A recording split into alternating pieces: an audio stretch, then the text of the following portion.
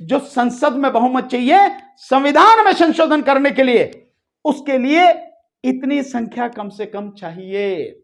जो सरकार यानी बीजेपी के जो राज्य हैं या बीजेपी के समर्थित जो राज्य हैं, वहां तो विधानसभाएं भंग हो जाएंगी, लेकिन जो विपक्ष की हैं, जैसे तमिलनाडु में है, पश्चिम बंगाल में है, ये जो भी स्थिति हो, अगर उनमें विधानसभाएं, उनका कार्यकाल तो नहीं होगा जैसे अब हो रहा 5 राज्यों में, तो इनका कार्यकाल कब खत्म होगा? 2031 में डिलिमिटेशन करके अपने हिसाब से कॉन्स्टिट्यूंसी क्षेत्र अपने हिसाब से बना लिए जाएं और सरकार इस संविधान को खत्म करने के लिए जितनी उसे बहुमत की जरूरत है वो बहुमत हासिल कर सके। सो इस एसआईआर का मतलब वोटर लिस्ट को सही करना नहीं है। इस एसआईआर का मतलब है जो वोटर बीजेपी के अगेंस्ट हैं उनको काट दो।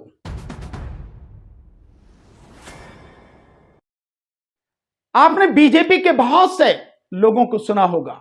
एक साउथ का हेगड़ेजन कौन था, वो एमपी था, वो 400 पार की बात करता था और वो बात करता था देश के संविधान को खत्म करने के लिए। बीजेपी के लोग कहते थे हम संविधान को खत्म करना है। तो भारत के संविधान को खत्म करने की कोशिश बीजेपी की अभी से नहीं है। जिस समय मोदी सरकार के पहले इस देश में अटल बिहारी वाजपेयी की सरकार थी 99 से 2004 तक, उस समय भी यह प्रयास किया गया था। सुप्रीम कोर्ट के रिटायर्ड जज जस्टिस वेंकट चलैया की अध्यक्षता में एक कमीशन बनाया गया, एक कमेटी बनाई गई थी इस संविधान को किस तरह से खत्म किया जाए। तो जस्टिस वेंकट चलैया ने कहा कि खत्म करने की बात तो छोड़ो, इसमें कुछ भी संशोधन नहीं कर सकते, कुछ है ही नहीं, इसमें क्या संशोधन किया जाए, क्या बदलाव किया जाए, इसे लागू करना है। तो ये 400 पार क्यों? 400 पार का मतलब क्या है? 400 पार का मतलब है लोकसभा के जो कुल सांसद हैं उनकी संख्या कितनी है? 543। ये देखिए आप, 543। बहुमत कितना होता है, यानी सरकार कितने पे बना सकता है कोई व्यक्ति? जिसको 272 एमपी जिसके साथ में हो, तो बहुमत की संख्या कितनी? 272। इस 272 को अगर हम 2 हिस्से मान लें तो इसके एक हिस्सा कितना होगा, यानी 2/3 अगर इसको 272 को मान लें तो 1/3 हिस्सा कितना होगा? 136। मतलब जो पहली शर्त है संशोधन के लिए कि जिस भी सदन में लाओगे उस सदन की कुल संख्या का बहुमत उसके पक्ष में होना चाहिए। दूसरी शर्त 2/3 बहुमत उनका जो वोट में हिस्सा ले रहे हैं और जो लोग वहां पर उपस्थित हैं सदन में उनका। तो अगर 272 उपस्थित, 272 तो चाहिए ही चाहिए हर सूरत में, और 272 अगर पक्ष में होंगे तो विपक्ष में 136 होने चाहिए मैक्सिमम। अगर इससे ज्यादा होंगे तो होगा ही नहीं, हां इससे कम होंगे तो कोई बात नहीं। पर अगर इस हिसाब से देखें तो यदि 136 सांसद किसी संविधान संशोधन बिल के विरोध में वोट करते हैं तो पक्ष में करने के लिए 272 चाहिए। मतलब इसका यह हुआ कि कोई भी विधेयक, संशोधन विधेयक अगर संसद में लाया जाएगा तो उसके लिए कितने चाहिए? कम से कम 272 प्लस 136, यानी 408 सांसद चाहिए। तब उस पर चर्चा होगी, तब उसके विषय में बात होगी, या इससे कम भी हो सकता है लेकिन विरुद्ध वोट देने वाले कम हो। यह है उसका नियम। इसके बाद लोकसभा के सांसद कितने हैं? 543। अब अगर सारे के सारे सांसद उपस्थित हों जिस दिन लोकसभा में, जिस दिन संविधान संशोधन विधेयक पर चर्चा हो रही है, बात हो रही है, सभी अगर 543 इकट्ठे हों तो कितने चाहिए? सरकार को चाहिए 2/3, बैठते हैं 362। ध्यान रखना ये 362। और इसके बाद इसके विरोध में कितने हों? 181। वर्तमान स्थिति क्या है? वर्तमान स्थिति यह है कि 230 सांसद सरकार के विरोध में है, विपक्ष के पास में 230 सांसद हैं। मतलब यह है कि उनके पास ये जो संख्या है ये नहीं है। इसी संख्या को वो चाहते थे और इसी के लिए नारा दे रहे थे कि 400 पार, अब की बार 400 पार। इसलिए चाहते थे क्योंकि जो संसद में बहुमत चाहिए संविधान में संशोधन करने के लिए, उसके लिए इतनी संख्या कम से कम चाहिए, वो सरकार के पास में नहीं है। अब स्थिति क्या हो रही है, जो ये बिल लाने की बात हो रही है, जिसके लिए 16, 17, 18 अप्रैल 2026 को विशेष सत्र संसद का बुलाया जा रहा है, उसमें यह कहा जा रहा है कि 50% जो संख्या है संसद सदस्यों की वो बढ़ाई जाएगी, लोकसभा में भी राज्यसभा में समानुपातिक रूप से, यानी हर प्रदेश के हिसाब से, हर प्रदेश में 50 के हिसाब से। अगर ये करते हैं तो संख्या कितनी हो जाएगी, 272 एमपी और सीटें बन जाएंगी, और कितनी होगी, 815।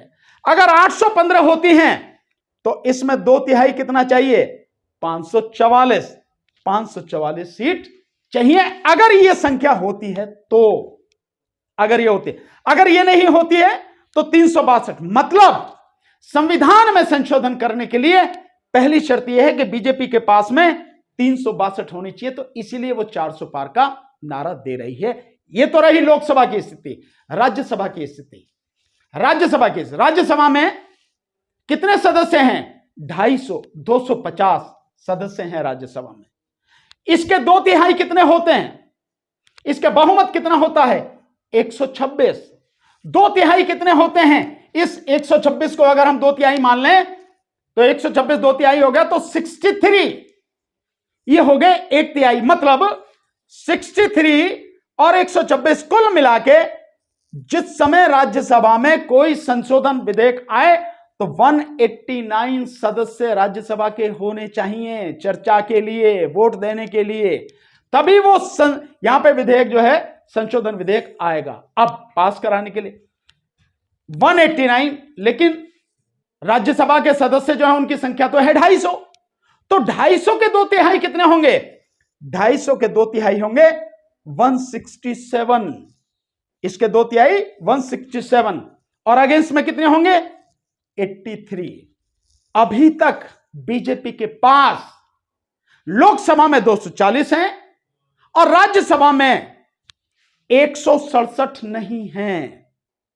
इसकी वजह से ये जो संशोधन विधेयक हैं ये नहीं हो पा रहे हैं। इसके लिए क्या काम कर रही है वो मैं आपको आगे बताऊंगा। अगर इसकी संख्या बढ़ाई जाए, जैसे वो कहे जा रहे हैं कि महिलाओं को आरक्षण देने के लिए 50% संख्या बढ़ा रहे हैं, तो 50% अगर बढ़ाएंगे तो कितनी संख्या हो जाएगी राज्यसभा में, 250 में 125 और बढ़ा तो 375 हो जाएगी, और 375 अगर होगी तो राज्यसभा में उन्हें 250 सांसद चाहिए।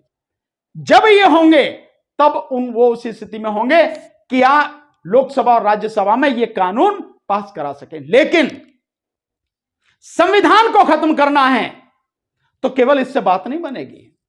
संविधान को खत्म करना है, इस देश की सुप्रीम कोर्ट को खत्म करना है, हाई कोर्ट को खत्म करना है, इसके संघीय ढांचे को खत्म करना है।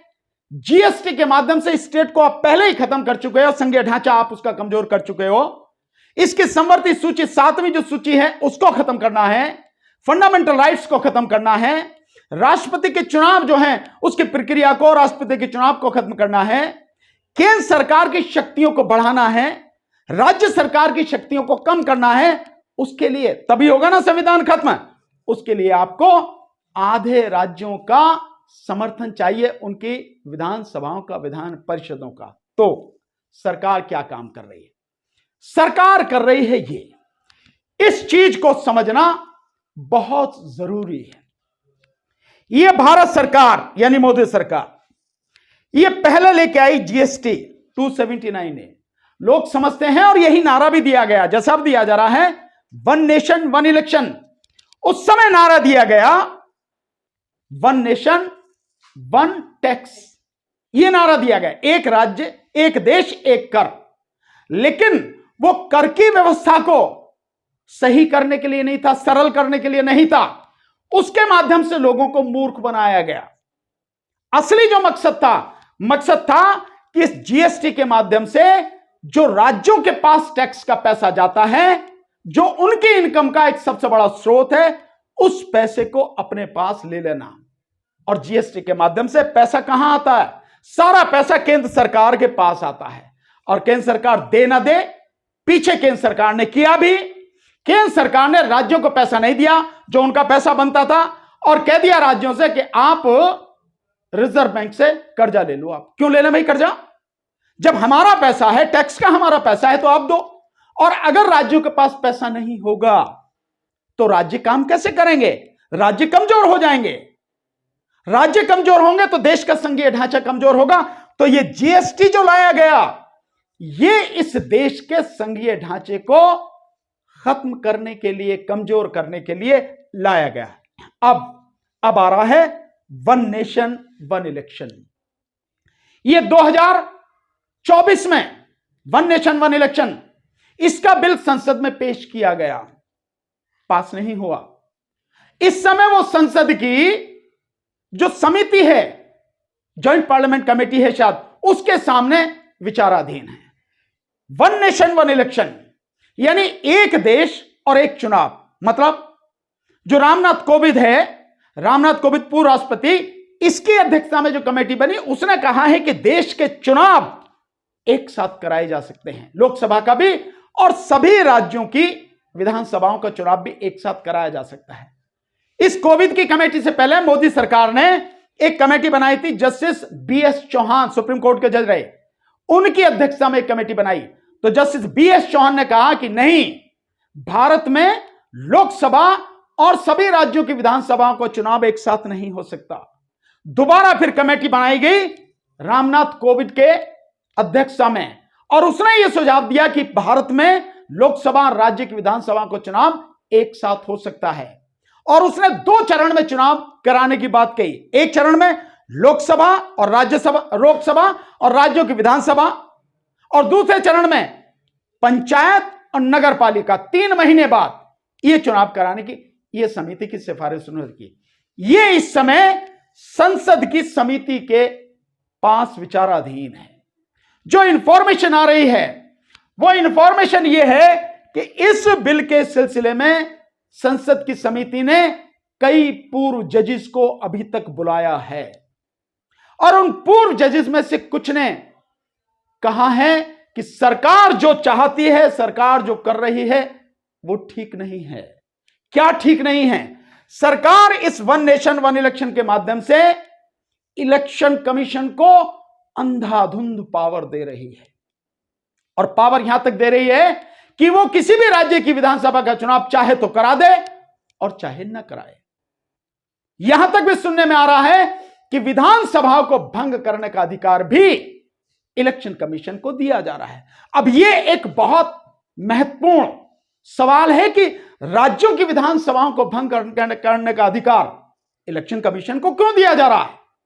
वो इसलिए दिया जा रहा है कि 2024 में अगर यह कानून पास हो गया, और इस कानून के हिसाब से 2029 में जो लोकसभा चुनाव कराए जाने की बात है, अगर उसके साथ में राज्यों की विधानसभाओं के चुनाव भी होने लगे, तो उस समय एक दिक्कत आएगी कि 2029 तक कई विधानसभाएं ऐसी होंगी जिनका समय पूरा नहीं होगा 5 साल का, और उन विधानसभाओं को जब भंग करना होगा तो कैसे किया जाए? जो सरकार यानी बीजेपी के जो राज्य हैं या बीजेपी के समर्थित जो राज्य हैं, वहां तो विधानसभाएं भंग हो जाएंगी, लेकिन जो विपक्ष की हैं, जैसे तमिलनाडु में है, पश्चिम बंगाल में है, ये जो भी स्थिति हो, अगर उनमें विधानसभाएं, उनका कार्यकाल तो नहीं होगा जैसे अब हो रहा 5 राज्यों में, तो इनका कार्यकाल कब खत्म होगा? 2031 में, और 2027 में पंजाब में और उत्तर प्रदेश में चुनाव होगा। इनका कार्यकाल खत्म कब होगा? 2032 में। सो इनका कार्यकाल 2029 में पूरा नहीं होगा। उस समय विधानसभाओं को भंग किया जाए इलेक्शन कमीशन के माध्यम से। इसलिए इलेक्शन कमीशन को इतनी पावर देने की चर्चा हो रही है, और अगर इलेक्शन कमीशन को यह पावर दे दी गई तो इलेक्शन कमीशन, जिसने आज की तारीख में इस संविधान को खत्म करने में अपनी पूरी ताकत लगा रखी है, मोदी सरकार की गुलामी में डूबा हुआ जो Gyanesh Kumar chief election commission है, जिसको उसने अभेदान दे रखा है कि कुछ भी ये कर ले, इसके खिलाफ जब तक सीट पे है तब तक, और उसके बाद भी कुछ काम नहीं होगा, वो पूरी तरह से इस देश के लोकतंत्र और संविधान को खत्म करने में लगा हुआ है। तो ये वन नेशन वन इलेक्शन ये है, ये वन नेशन वन इलेक्शन, इसका नारा दिया जा रहा है कि चुनाव में बहुत खर्च होता है, इसलिए ये सब कुछ करना है, जरूरी है कि एक साथ चुनाव कराओ। नहीं, ये लोगों को मूर्ख बनाने के लिए। असली मकसद ये है कि इस वन नेशन वन इलेक्शन के माध्यम से मोदी सरकार चाहती है कि 2029 में लोकसभा चुनाव और सभी राज्यों की विधानसभाओं के चुनाव करा ले, और उसके बाद न केवल लोकसभा में 400 से ज्यादा सीटें जीत कराए, बल्कि आधे से ज्यादा राज्यों में मोदी की सरकार बने, बीजेपी की सरकार बने। और वो किस लिए?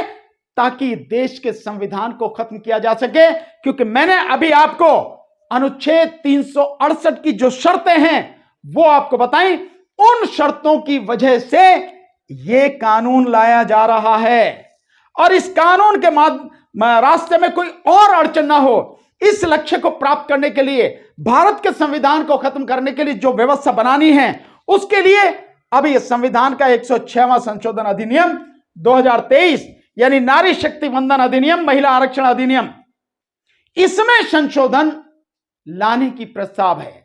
जैसे मैंने आपको शुरू में बताया कि जब यह कानून 2023 में आप लाए, 23 सितंबर 2023 को, तो उस समय जो व्यवस्था आपने की, उसके जो अमेंडमेंट, ये 106वां जो संशोधन विधेयक है, इसमें जो आपने की, उसके सेक्शन 5 में आपने जिक्र किया कि जब इसके बाद में जो जनगणना है वो जनगणना हो जाएगी, उसके बाद डिलिमिटेशन होगा, देन उसके बाद में ये लागू होगा। तो फिर आप उससे अभी लागू क्यों करना चाहते हैं? इसलिए कि अगर इसकी वजह से कहीं कोई दिक्कत रहे तो इस संशोधन के माध्यम से डिलिमिटेशन करके अपने हिसाब से कॉन्स्टिट्यूंसी क्षेत्र अपने हिसाब से बना लिए जाएं, और सरकार इस संविधान को खत्म करने के लिए जितनी उसे बहुमत की जरूरत है वो बहुमत हासिल कर सके।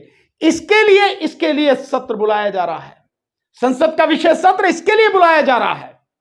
और इसके लिए सारी चीजें करके कौन ये काम कर रहा है?